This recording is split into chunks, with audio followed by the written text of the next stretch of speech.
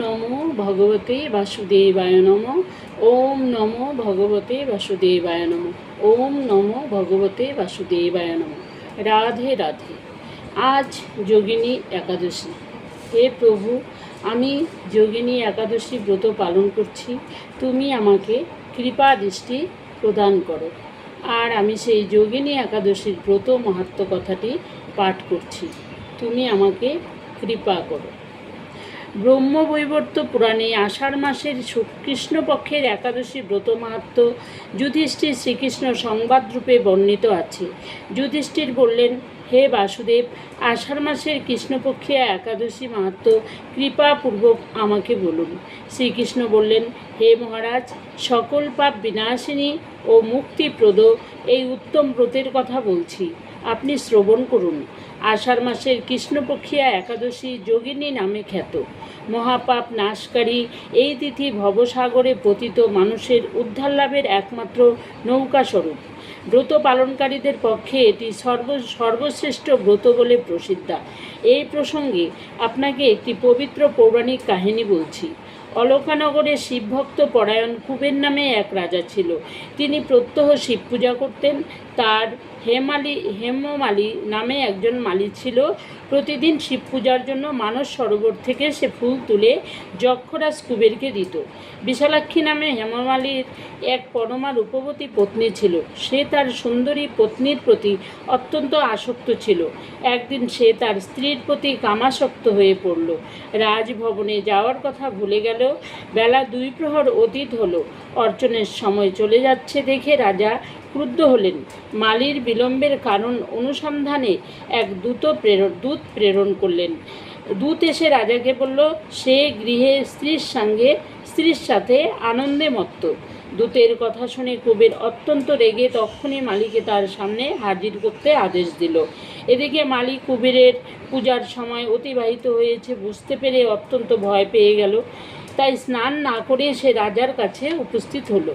তাকে দেখামাত্র রাজা ক্রোশ বসে চোখ রাঙিয়ে বললেন, রে পাপিষ্ঠ দুরাচার, তুই দেব পূজার পুষ্প আনতে অবজ্ঞা করছিস, তাই তো ওকে আমি অভিশাপ দিচ্ছি। সে তো কুষ্ঠগ্রস্ত হয়ে যা এবং তোর প্রিয়তমা ভার্যার সাথে তোর চিরবিয়োগ সংগঠিত হোক।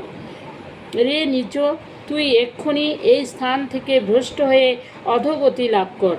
কুবেরের এই অভিশাপে হেমমালী পত্নীর সাথে স্বর্গভ্রষ্ট হয়ে দীর্ঘকাল যাবৎ কুষ্ঠরোগ ভোগ করতে লাগলো। রোগের যন্ত্রণায় দিন অথবা রাত্রে কখনোই সে সুখ পেত না।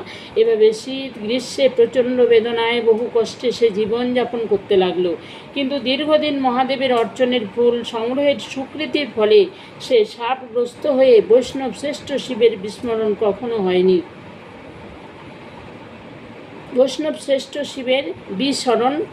হয়নি। একদিন হেমমালী ভ্রমণ করতে করতে হিমালয়ে শ্রী মার্কণ্ডেয় ঋষির আশ্রমে উপস্থিত হলো। কুষ্ঠরোগে পীড়িত সপত্নী হেমমালীকে দর্শন করে শ্রী মার্কণ্ডেয় তাকে জিজ্ঞাসা করলেন, তুমি কার অভিশাপে এরকম নিন্দনীয় কুষ্ঠরোগগ্রস্ত হয়েছ? সে উত্তর দিল, হে মুনিবর, রাজা ধনকুবেরের আমি ভৃত্য ছিলাম। আমার নাম হেমমালী। আমি প্রত্যহ মানস সরোবর থেকে ফুল তুলে শিব পূজার জন্য রাজাকে দিতাম। কিন্তু দুর্ভাগ্যক্রমে একদিন স্ত্রীর মনোরঞ্জন হেতু কামাসক্ত হওয়ায় সেই ফুল দিতে বিলম্ব হয়। রাজার অভিশাপে এরকম দুর্দশাগ্রস্ত হয়েছি। পরোপকারেই সাধুগণের স্বাভাবিক কর্ম। হে ঋষিশ্রেষ্ঠ, আমি অত্যন্ত অপরাধী, কৃপা করে আমার প্রতি প্রসন্ন হন। তখন দয়াদ্র চিত্ত মার্কণ্ডেয় মুনি বললেন, হে মালী, তোমার মঙ্গলের জন্য শুভফল প্রদানকারী এক ব্রতের উপদেশ করছি। তুমি আষাঢ় মাসের কৃষ্ণপক্ষের যোগিনী নামক একাদশী ব্রত পালন করো। এই ব্রতের পুণ্য প্রভাবে তুমি অবশ্যই কুষ্ঠব্যাধি থেকে মুক্ত হবে। শ্রীকৃষ্ণ বললেন, ঋষির উপদেশ শ্রবণ করে হেমমালী তাকে প্রণাম জানালো। পরে অত্যন্ত আনন্দে ঋষির আদেশ মতো নিষ্ঠায় নিষ্ঠার সঙ্গে যোগিনী একাদশী ব্রত পালন করলো।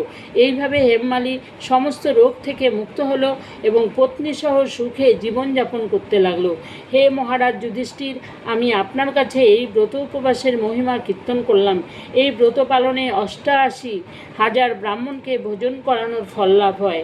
যে ব্যক্তি এই মহা পাপ বিনাশকারী ও পুণ্যফল প্রদায়ী যোগিনী একাদশীর কথা পাঠ ও শ্রবণ করে, সে অচিরেই সর্বপাপ থেকে মুক্ত হবে। রাধে রাধে। আজ যোগিনী একাদশী। একাদশী ব্রত করে যদি একাদশী মাহাত্ম্য কথা পাঠ না করা হয় বা শ্রবণ না করা হয়, তাহলে সেই একাদশীর কোনো ফল লাভ হয় না। তো হে প্রভু, তুমি আমাকে কৃপা দৃষ্টি প্রদান করো। রাধে রাধে।